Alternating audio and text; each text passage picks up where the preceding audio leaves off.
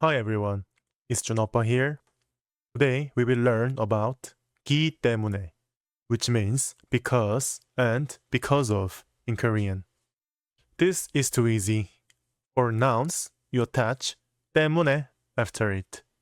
For verbs, you attach 기 때문에 to the verb stem. That's it. Nothing complicated. Now let's look at some examples. 친구 때문에 커피를 준비해요. I prepare coffee because of my friend. Here we are saying because of my friend. So we can simply put 때문에 after 친구, which means friend. 일 때문에 피곤해요. I'm tired because of work. I'm tired because of work. So we put 때문에 after 일, which means work. 피곤하기 때문에 오렌지를 먹어요. Because I'm tired, I eat an orange. Here, the verb 피곤하다 is used, which means to be tired. After a verb, we add 기 때문에, so it becomes 피곤하기 때문에. 여행을 가기 때문에 짐을 싸요. I'm packing my luggage because I'm going on a trip. The verb used here is 가다, which means to go. So after the verb stem, we add 기 때문에 and it becomes 가기 때문에.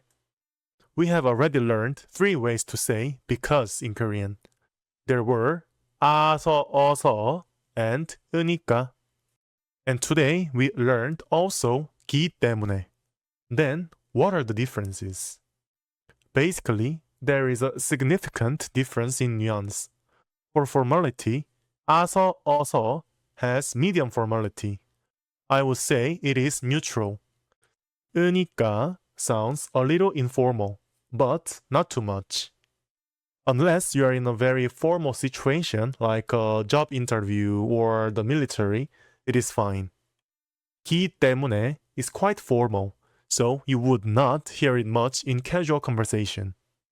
For tone, 아서, 어서 sounds soft and neutral.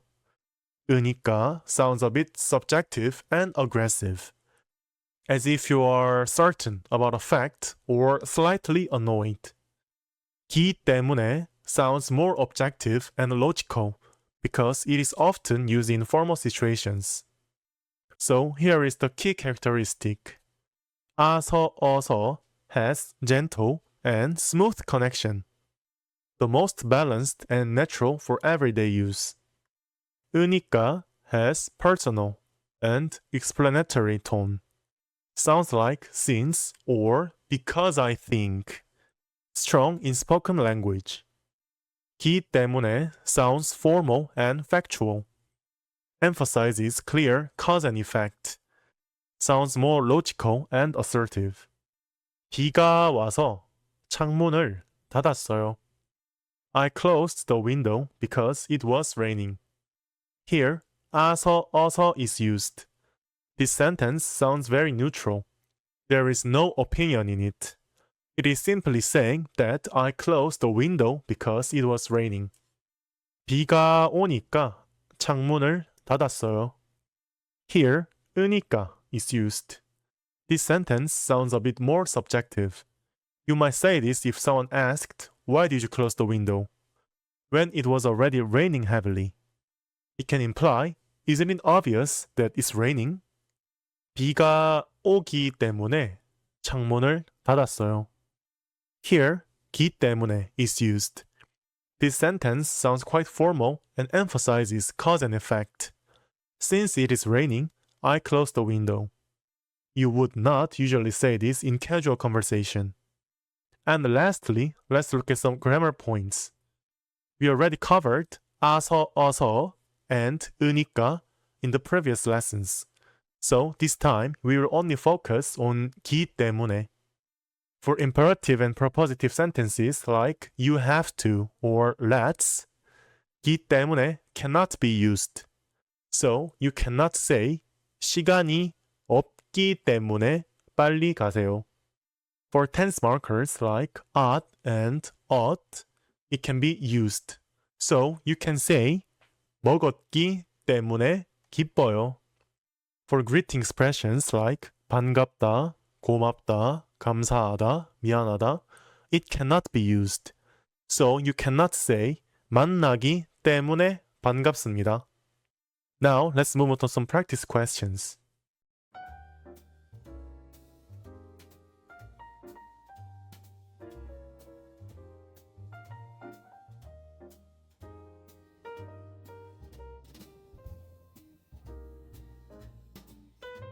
시험이 어렵기 때문에 열심히 공부해요. 돈이 없기 때문에 여행을 못 가요. 일이 많기 때문에 오늘 늦게 잘 거예요. 날씨가 덥기 때문에 에어컨을 켰어요. 춥기 때문에 코트를 입어요. 감기 때문에 학교에 못 갔어요. And lastly, I have a question for you. Why do you like vacations? Let me know your answers in the comments using today's grammar, 기 때문에. So today we learned another way to say because using the expression 기 때문에. That's it for today's lesson, and if you have any questions, please leave them in the comments. Thank you for watching.